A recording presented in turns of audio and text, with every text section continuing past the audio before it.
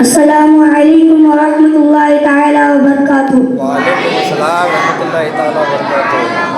الحمد للہ نحمد ونستعین ونستغفر نحمد حمد الشاکرین ونصلی ونسلم علی سید المرسلین وعلی آلہ وصحبہ اجمعین، اما بعد فاعوذ باللہ من الشیطان الرجیم، بسم اللہ الرحمن الرحیم، الا ان اولیاء اللہ لا خوف علیہم ولا هم يحزنون، صدق اللہ العظیم۔ آئیے ہم اور آپ مل کر ہم بے کسوں کے کس ہم بے بسوں کے بس گنبد خضرا میں آرام فرمانے والے آقا و مولا مدینے کے تاجدار حضور پرنور سرکار مصطفیٰ صلی اللہ تعالی علیہ وسلم کے بارگاہ رسالت میں درودوں کا نذرانہ پیش کرتے پڑھیے بآواز بلند اللہم صلی علیہ وسلم۔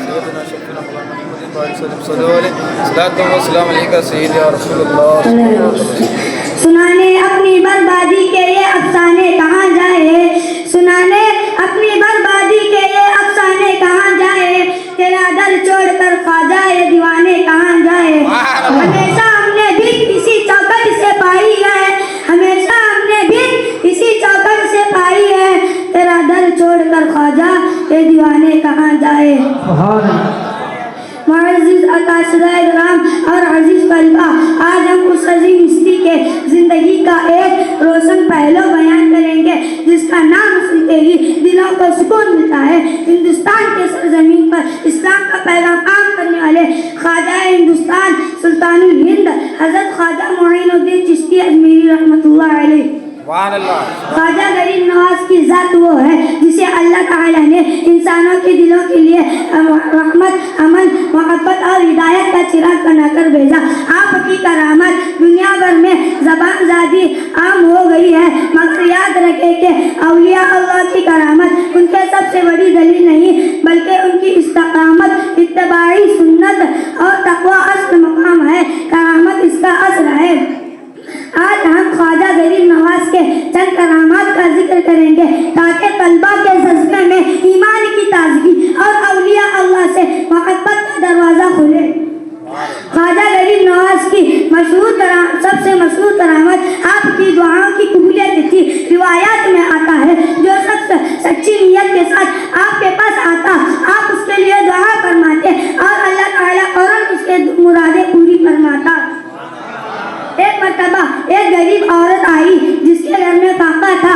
اس نے عرض کیا، حضرت میرے گھر میں کھانے کو کچھ نہیں۔ اور پھر آپ نے اللہ کے سامنے دعا کی اور وہ عورت گھر لوٹی تو دروازے پر غلہ، کھجوریں، سامنے خربوز کے ڈھیر موجود تھے۔ یہ سب اللہ کی عطا ہے جو اپنے نیک بندوں کی دعا کو قبول کرتا ہے۔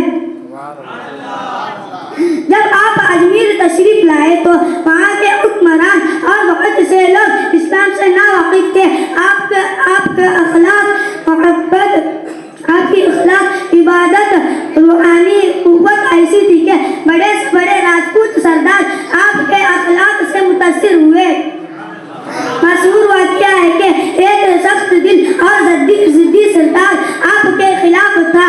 جب اس نے دیکھا کہ خواجہ صاحب اسے بد دعا دینے کے بجائے اس کے حق میں خیر کی دعا کرتے ہیں، اس کا دل پلٹ گیا اور وہ آپ کی خدمت میں آ گیا، اسلام قبول کر لیا۔ یہ آپ کی روحانی تاثیر کی کرامت تھی۔ ایک راوی بیان کرتا ہے کہ ایک مرتبہ جنگل میں لوگ خوف زدہ ہو کر بھاگے کہ ایک درندہ یعنی شیر سامنے آ گیا ہے۔ جب وہ شیر خواجہ غریب نواز کے پاس پہنچا تو آپ نے مسکرا کر فرمایا، ہم اللہ کے نام پر بڑھتے ہیں، ہمارے طرف سے تمہیں کوئی ضرر نہیں۔ اللہ کے ولی کے زبان سے یہ سفید جملہ نکلا جو شیر کے لیے حاکم بن گیا۔ شیر آپ کے قریب بیٹھ گیا اور پالتو جانور کی طرح سر جھکا کر چلا گیا۔ یہ کرامت ظاہر کرتی ہے کہ اللہ تعالیٰ اپنے دوستوں کے لیے مخلوقات کے دل میں بھی سکون ڈال دیتا ہے۔ جب ایک سفر میں آپ کے خادمین کے پاس پانی ختم ہو گیا تو سخت گرمی میں پیاس سے حالت خراب ہونے لگی۔ آپ نے اللہ سے دعا کی اور اپنی چھڑی زمین پر گاڑ دی۔ وہاں فوراً ایک چشمہ پھوٹ نکلا جس کا پانی نہایت میٹھا اور ٹھنڈا تھا۔ کئی سال تک لوگ اس پانی سے فائدہ اٹھاتے رہے۔ کئی سال تک لوگ فائدہ اٹھاتے رہے. یہ کرامت جلالت ولایت کا اور دعاؤں کی قبولیت کا ایک عظیم نشان ہے. سبحان اللہ.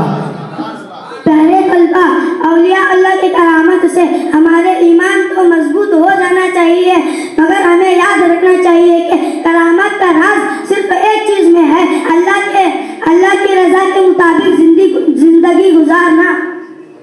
اسی لیے آپ نے ارشاد فرمایا تھا، جو شخص اللہ کے بندوں کے لیے اپنے دل میں محبت پیدا کرتا ہے، اللہ اس کے دل میں اپنے محبتیں پیدا کر دیتا ہے. سبحان اللہ. اب طلبہ اگرچہ نماز کی پابندی کرے، قرآن کی تلاوت فہم پر محنت کرے، دل سے گناہوں سے بچے اخلاق اچھے رکھے، تو اللہ تعالیٰ آپ کو بھی دین کا ایک روشن چراغ بنا دے گا. اللہ تعالیٰ ہمیں اولیاء اللہ کے نقش قدم پر چلنے کی توفیق عطا فرمائے، ہمیں اخلاق، محبت، تقویٰ کی دولت عطا فرمائے، اور خواجہ غریب نواز کے برکتوں سے ہمارے دلوں کو ایمان کی روشنی عطا فرمائے. الحمد للہ رب العالمین. السلام علیکم. سبحان اللہ.